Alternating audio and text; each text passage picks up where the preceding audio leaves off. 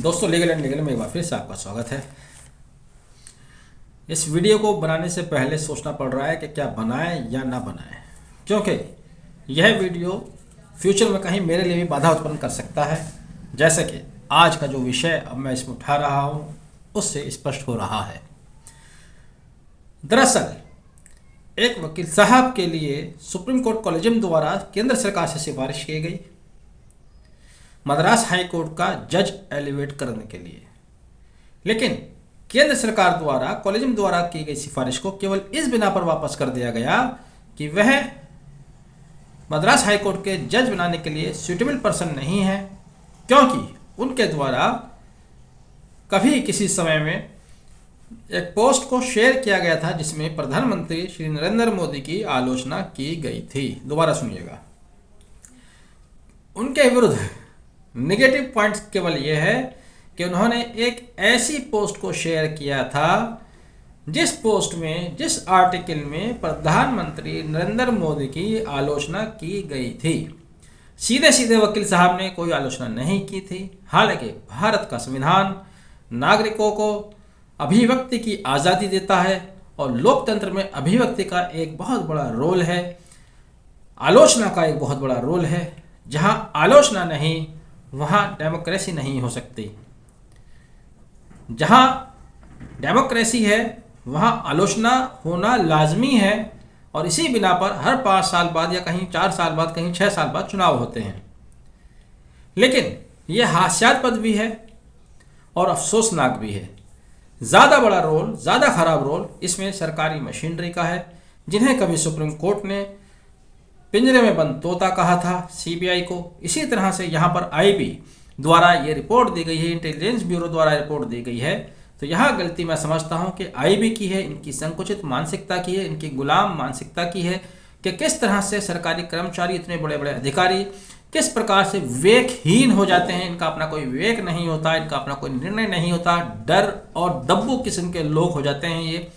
उनको इस तरह की बेहुदा रिपोर्ट देनी ही नहीं चाहिए थी। एक व्यक्ति अपने जीवन में कब किसकी आलोचना करता है, कब किसकी तारीफ करता है, वो समय के साथ साथ बदलता रहता है। किसी की आलोचना करना इसका मतलब ये नहीं कि आप उसको पसंद नहीं करते या आप उसको खारिज कर देते हैं, या इसका मतलब ये भी नहीं कि जो आलोचना कर रहा है वो देशद्रोही हो जाता है।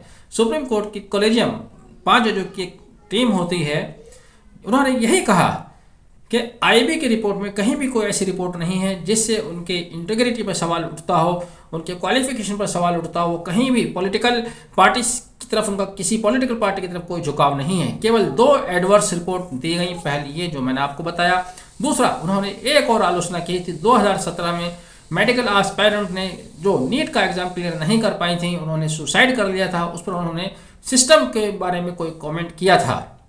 हम लोग बहुत सी बार इस तरह कॉमेंट करते हैं। हर नागरिक, हर इंसान अपने सीने में हृदय रखता है, उसके भी कुछ इमोशंस होते हैं। जब कभी इस तरह की घटनाएं आती हैं, लोग अपने अपने तरीके से उस पर अपनी अपनी चिंता, अपने अपने विचार व्यक्त करते हैं। लेकिन क्या इस तरह के विचार व्यक्त करने से वह व्यक्ति देशद्रोही हो जाता है, सत्ता का विरोधी हो जाता है, या वह डिस्क्वालीफाई हो जाता है, उसकी काबिलियत को उठाकर अलग अलग रख दिया जाता है? सुप्रीम कोर्ट द्वारा कहा गया कि वो एक नोटेड एडवोकेट हैं, उनका एक बहुत अच्छा ट्रैक रिकॉर्ड रहा है, तो इस बिना पर उनको जज बनने से नहीं रोका जाना चाहिए। और अब सुप्रीम कोर्ट कॉलेजियम द्वारा जिनकी बात चल रही है, वकील साहब, किनका नाम है? आर जॉन सथ्यन, जो कि मद्रास में एडवोकेट हैं और मद्रास हाई कोर्ट के लिए इनका नाम रिकमेंड किया गया था। कॉलेजियम द्वारा इनके नाम की सिफारिश की गई है। चीफ जस्टिस ने कहा जिस समय इनका नाम भेजा गया था, सभी जज ने इनके नाम पर सहमति जताई थी, जिसमें संजय किशन कौल जस्टिस थे, जिसमें जस्टिस मिस इंदिरा बनर्जी थी, रामा सुब्रमण्यम थे और MM सुंदरेश थे। यह सिफारिश 16 फरवरी 2022 को भेजी गई थी। आज 17 जनवरी 2023 को यह सिफारिश दोबारा केंद्र सरकार को भेज दी गई है। पहले ही कॉलेजियम और सरकार के बीच काफ़ी खींचातानी चल रही है, काफ़ी खटास की बातें आ रही हैं। एक ये नया मुद्दा जिस पर सुप्रीम कोर्ट कॉलेजियम दोबारा नाम भेजा गया है। अब देखते हैं कि आगे क्या होता है, लेकिन इतना तो आलोचना की गुंजाइश होनी ही चाहिए। अगर किसी व्यक्ति ने किसी प्रधानमंत्री की या किसी नेता की, किसी पॉलिटिकल पार्टी की कभी कोई आलोचना की है, तो वो उसकी योग्यता के ऊपर प्रश्न चिन्ह नहीं लगाती। आपने वीडियो तक देखा, thank you, have a nice day.